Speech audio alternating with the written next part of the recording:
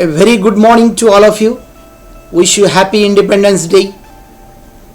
We never imagined that one day we have to celebrate our national festival Independence Day under this COVID-19 pandemic and with its horrible, horrendous impact.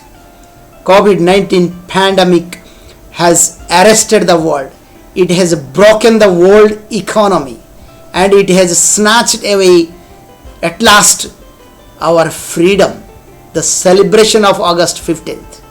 Now the schools, the colleges and universities are celebrating this freedom without students, without processions, without parade. This is unimaginable. Still, we shouldn't forget the great sacrifices which our national leaders have made to bring this country out of the British control, out of the British subjugation, suppression, oppression, exploitation and the British torture, as we all know, to free India from the British shackles, the British clutches. We all know that the untold stories of Bhagat Singh, we know the heart-touching, hair-raising incidences, the incidences of our national leaders, Mahatma Gandhi, Subhash Chandra Bose, Lala Lajpat Rai, Bal Gangadhar Tilak, Bipin Chandra Pal and Pandit Jawaharlal Nehru. We all know it. So we cannot call ourselves to be a complete Indian citizen without remembering them. Though it may be a repetition, it is our primary duty to remember them on every August 15th of every year.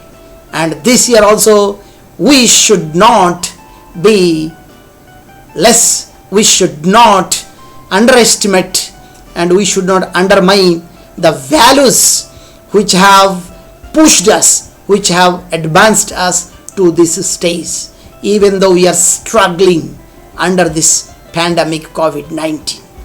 So I request all our fellow citizens of this country to celebrate this Indian Independence Day with much pump and show in our mind, because we know what is freedom. Freedom is not something external. Freedom is something internal. Freedom is a state of mind. Freedom means happiness. Freedom means fearlessness. Freedom means no discrimination on the basis of caste, color, creed and gender, religion and region. So when we are free from all this prejudice, when justice is not delayed, when law is obeyed, when politics is free from caste and religion, when the women are free from domestic violence, when the women are free from the movement in the public places, in the institutions and the offices, when the women enjoy this freedom of movement in all these places, as Mahatma Gandhi used to say, India will be truly free if a woman is able to move freely without fear at midnight. That is called true freedom, because women and children are the weaker sections of our society. The maximum safety and security should be provided to these two sections of the society. Then the country will develop. Without respect for the ladies, without protection to our children, and without giving childhood to the children, we cannot claim ourselves that we are free. We are truly free. We are actually free. We are factually free. We cannot claim ourselves. So it is our duty to remember on this day to have a balance sheet of what we have done and what we should do in future. We have to take some oaths. Actually, freedom does not only mean our liberty, our facilities, our amenities, our rights, our opportunities. Freedom has the other meaning. Freedom and rights are the two sides of the same coin. Freedom and duties. Freedom is nothing but duty in another term. What is duty for one person is freedom to the another person. For example, if we want to cross the signal, if we want to cross the signal, the other person has to restrict himself not crossing the signal. So our way to cross the signal depends on the other's restriction, his provision, his prohibition. So this is called the true freedom. Freedom means a bundle of rights as well as a bundle of duties. As an Indian citizen, we shouldn't forget our duties to respect the national flag, the national anthem, and we should not forget to render the national services when we are called upon to do so. We have to protect our country. As the soldiers, day and night, being away from the family, friends and children, are engaged in protecting us at the border. In the same way, we civic citizens, we must have the civic sense. This is what is almost lacking in the many spheres of India. So whatever the work we do, either individual work or the work, collective work, we must develop our spirit, a spirit of scientific inquiry. We should develop rationalism, not irrationalism. We should develop secularism, not religious fanaticism. We should put a full stop. That full stop should be a permanent full stop to corruption. Then only India will be free. The children should be given freedom. They should be given their childhood. They should not be deprived of their games, sports in the schools and colleges. Schools should not be the prison houses of books. Children should be allowed to freely dance in the games hours. That will be the true spirit of freedom. Freedom means protecting animals. Freedom means protecting the natural environment. We all must bear this in mind. We should stop the practices which are disrespectful to the dignity of women. We should stop the practices which are the disrespectful for the spiritual growth of this country, because as we all know, India has a tremendous power. India is a lesson to the world.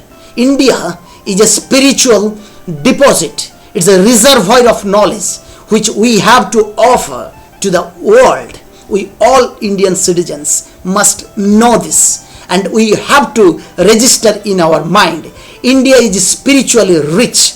Any religious people, Hindu, Muslim, Sikh, Christian, Zoroastrian, or any other religious person who is born in India should feel proud and lucky that they are born on this soil, which is a pure soil. India has a lesson to teach to the world. If you want to look at the world, as Pandit Jawaharlal Nehru said, India is the mirror, because Hindu, Muslim, Sikh, Christians, they live together. We have a culture that is called a very rich culture, and rich culture that is composite culture. Though we are combined, we have an amalgamation of Hindu, Muslim, Sikh, Christian. There is no country in this world speaking some hundreds of languages, official and non-official. Still we have unity.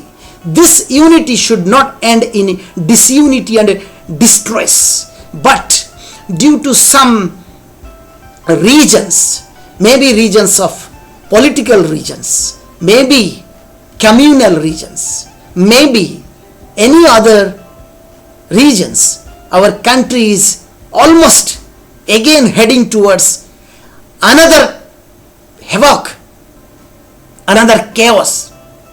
It is almost like British Raj, old wine in the new bottle, old medicine in the new bottle. Again we are losing freedom. Not only this COVID-19 pandemic, our normal social life, political life, economic life, religious life is disturbed to a great extent. Everywhere you find corruption, you find Naxalism, Maoism. We have to address so many questions. and we have to stand together to build India into a great nation on this occasion. We should not forget to salute all our freedom fighters, national leaders. We should not forget on this occasion to thank all the patriotic medical experts who are without bothering their future family on roads day and night, without bothering about their life, very dear life, engaged in serving the society, the police personnel, the media, especially these three categories of people. We have to salute them, and we have to take care of ourselves. Once again, we have to pray to get this normal life back, and we have to have finally understand that freedom comes from truth. We have to develop the element of truth in every work. We must remember, education is the backbone of the society. All have to put together our efforts to build India into a glorious one by providing quality education and quality politics and quality religion. This all can be combined into one platform, that is called speaking the truth, realizing the truth, because the final ambition of a human being is to realize what he is. Finally, we have to speak the truth, because truth comes from virtues, truth comes from good culture, good values, truth comes from morality and ethics. And we all must remember that a society which is not morally strong, which is not morally right, can never be politically right. A society which is not ethically right, it can never be socially right, economically right, politically right, or culturally right, even educationally right.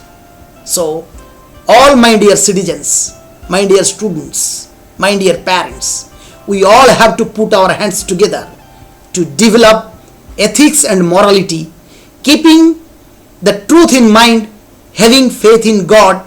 We all must have to. We all must have to develop the spirit of nationalism, patriotism, the spirit of peaceful coexistence, the spirit of unity in diversity, the spirit of Indian Constitution, the spirit of Mahatma Gandhi or Gandhianism, and the spirit of public health, and the spirit of living together. This a we feeling, a feeling of bond, a common bond, transcending, trespassing, transcending religious, linguistic and cultural diversities, having compassion for all sections of the society. We have to live together, all of you, all of us, hand to hand, shoulder to shoulder. We have to work together, and definitely one day India will shine into a developed nation, spiritually developed nation, scientifically advanced nation, a happy nation. Finally, happiness exists in the mind. Hope and wish once again a very happy Independence Day to all of you. Have a happy life. Wish you best of health to all of you. Thank you for listening to my words and watching my video on this August 15th, 2020. Thank you so much. Jai Hind. Thank you.